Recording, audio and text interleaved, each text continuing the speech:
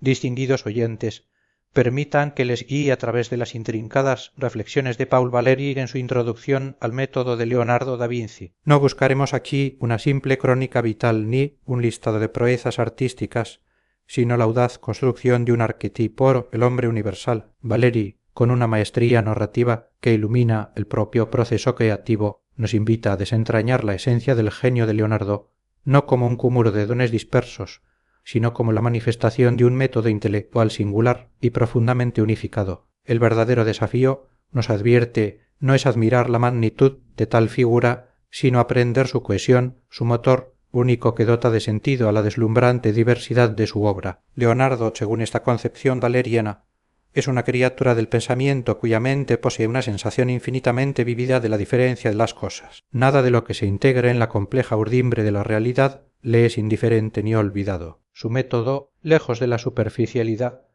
implica descender a la profundidad de lo común, desmenuzar las estructuras naturales de cada ángulo y al hacerlo erigirse como el gran constructor, el riguroso enumerador, el visionario capaz de transformar el mundo. Su ciencia no se disocia de su pasión, su intelecto, incesante, lo lleva a imitar la naturaleza misma para comprenderla, incapaz de concebir algo que no resida en ella. Este Leonardo no es un personaje histórico en el sentido estricto, sino el modelo hipotético de una vida intelectual ejemplar, la clave para desvelar el cómo detrás de cada hallazgo. Valéry desmonta la visión convencional de la creación, que a menudo ignora la génesis de las obras, teme sus orígenes humildes y las envuelve en un aura de perfección. Tal perspectiva, argumenta, perpetúa una distancia artificial entre las ciencias y las artes, como si las limpias armazones de las matemáticas no compartieran un fondo común con la inspiración artística. La verdad yace en la observación de las operaciones del espíritu cuando aún son cambiantes y no resueltas antes de ser cristalizadas en leyes o teoremas. Hay un drama interior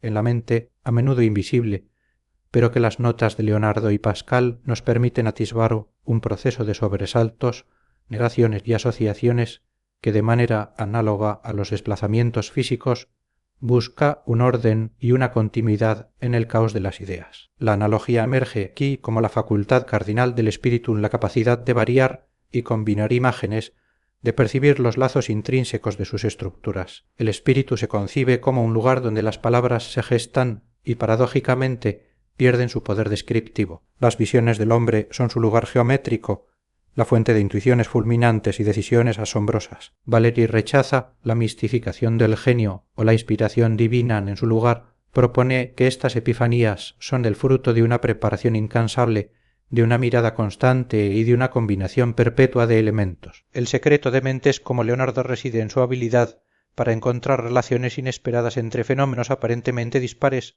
cuya ley de continuidad se nos escapa, y para reducir la complejidad a la simplicidad. De esta perspicacia brota la célebre máxima de Leonardo: un fácil cosa e farsi universale. La conciencia de las propias operaciones mentales es una rareza, incluso entre los más grandes, pero su valor es incalculable. Solo ella faculta la crítica de las formaciones del pensamiento, permite discernir su verdadero contenido y evita la proyección directa de los estados mentales a la realidad externa. Esta conciencia, que Valéry describe como una doble vida mental, se manifiesta al reconocer la igualdad u homogeneidad de todas las combinaciones mentales, legitimándolas como naturales. El método, entonces, consiste en excitarlas y analizar sus implicaciones. Es la capacidad de prever los resultados, de imaginar el todo antes del detalle, lo que define la condición de toda generalidad, una pasión que impulsa el progreso en el arte y subyace al razonamiento por concurrencia en las matemáticas, construyendo lo complejo a partir de lo simple. Valéry traza un agudo contraste entre la percepción del hombre universal y la del observador común. La mayoría de las personas ven con el intelecto, no con los ojos,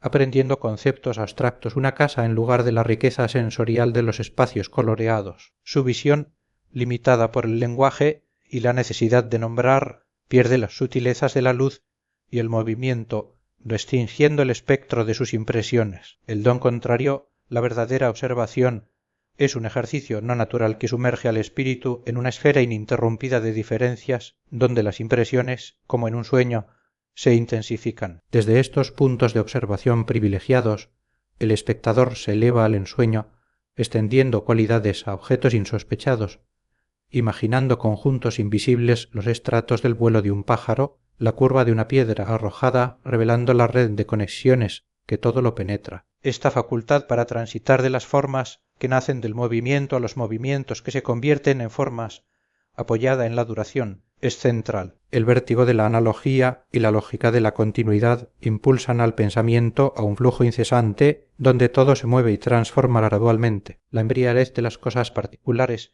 efímeras, cede ante la concepción abstracta de las órdenes de la cantidad. Aunque el mundo se muestre salpicado de irregularidades, está también sembrado de disposiciones regulares cristales, patrones biológicos, estadísticas que actúan como primeras guías del espíritu humano encarnando la continuidad. El pensamiento se reduce a una transferencia entre elementos, siendo la línea recta su forma más sencilla de concepción por la homogeneidad de sus puntos, la periodicidad y la simetría extienden esta lógica, pero la complejidad siempre halla un límite. Este es el reino de nuestro héroe, donde el sentido extraordinario de la simetría de Leonardo transforma cada fisura del entendimiento en un problema fecundador para su espíritu. Valeri postula que un Leonardo da Vinci puede existir en nuestro espíritu a título de noción, una hipótesis que aunque construida revela una verdad profunda. Este espíritu simbólico atesora la más vasta colección de formas y un tesoro siempre claro de las actitudes de la naturaleza. Es el soberano de rostros, anatomías y máquinas. Leonardo descompone la sonrisa para recrearla en una casa o en las ondulaciones del agua, desordena y moldea las lenguas del fuego. Le fascinan las batallas, las tempestades y los diluvios, no por su destructividad, sino por la posibilidad de captar su conjunto mecánico, la vida de sus fragmentos. Posee el arcano para concebir seres fantásticos con una verosimilitud asombrosa, nacida de un razonamiento riguroso. Su genio transita con fluidez desde la caída de la tierra hasta las arborescencias lejanas, de los peces a los pájaros, de las escamas a los torbellinos petrificados de las conchas, infundiendo vitalidad a todo. Reconstruye edificios, deleitándose en la unión de materiales disímiles y en la distribución de objetos en el espacio, desde los arcos que desafían la gravedad hasta la estructura de los vuelos migratorios. Su alegría se plasma en invenciones encantadoras y su odio se transmuta en la concepción de formidables máquinas de guerra. Todo ello, manifestación de un lenguaje universal alimentado por su inagotable capacidad metafórica y el goce de desentrañar el más mínimo fragmento del mundo. La cúspide de su adoración y escrutinio es el cuerpo humano, susceptible de ser medido en relación con todo lo que existe. Busca la ligereza de un pie que se posa, el esqueleto silencioso bajo la carne, las coincidencias del andar la interacción superficial del calor y la frescura sobre la desnudez, fundidos en un mecanismo orgánico. Pero es el rostro, esa cosa luminosa e iluminada, lo que más lo posee. Valeri la describe como la más particular de las cosas visibles, la más magnética, la más difícil de mirar sin querer leerla. En la memoria de Leonardo, los cientos de rostros y sus variaciones no estaban vagamente dispersos, sino ordenados por simetría de la ironía a la sabiduría, de la bondad a lo divino. Alrededor de los ojos, puntos fijos de un resplandor mutable, Leonardo hace jugar una máscara que revela una compleja arquitectura de distintos motores bajo una piel uniforme. En un universo de mentes,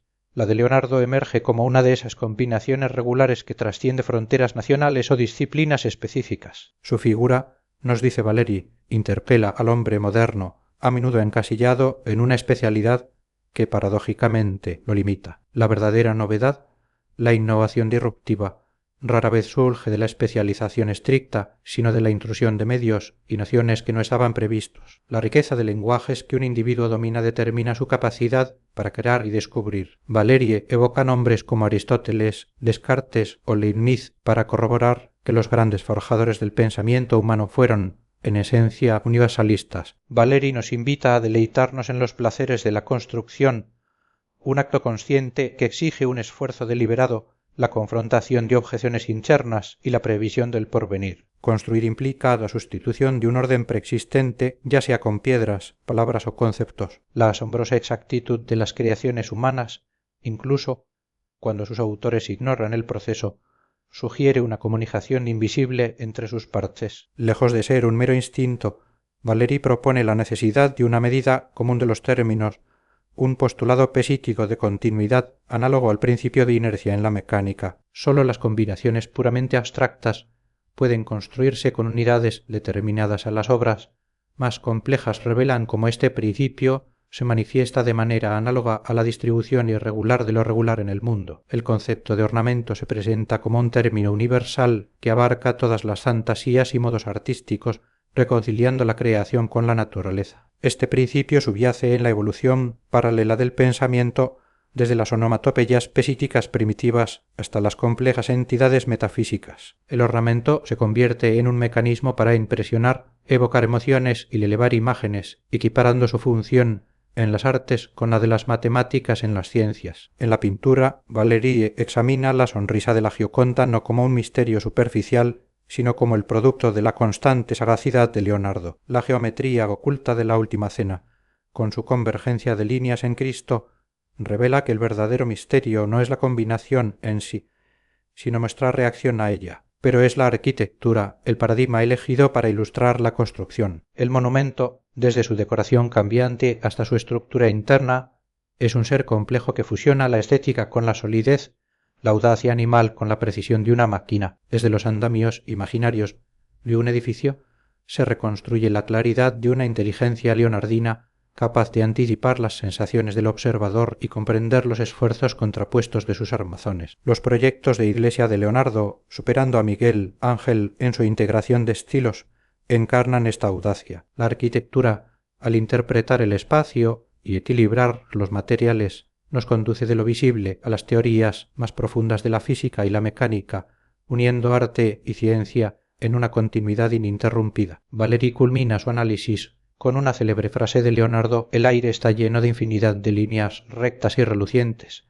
entrecruzadas y entretejidas, sin que ninguna obstruya nunca el camino de la otra, y éstas representan para cada objeto la verdadera forma de su razón. Aunque se distancia de la mera profecía, el autor ve en ella el germen de la teoría de las ondas luminosas y, sobre todo, una profunda revelación del método leonardino, la emisión de una imagen, la relación mental concreta entre fenómenos. Este método, ignorado durante siglos, fue esencialmente reencontrado por Faraday en la física moderna, donde los matemáticos veían centros de fuerza atrayéndose a distancia. Faraday, con una imaginación lúcida, veía, con los ojos de su espíritu, líneas de fuerza que atravesaban todo el espacio. Esta visión, traducida al lenguaje matemático por Maxwell, y la necesidad de Lord Kelvin de expresar acciones naturales mediante modelos mecánicos, confirman la intuición de los métodos que Valéry atribuye a Leonardo, abriendo la puerta a la posibilidad de modelar la continuidad de las operaciones intelectuales. Para los artistas,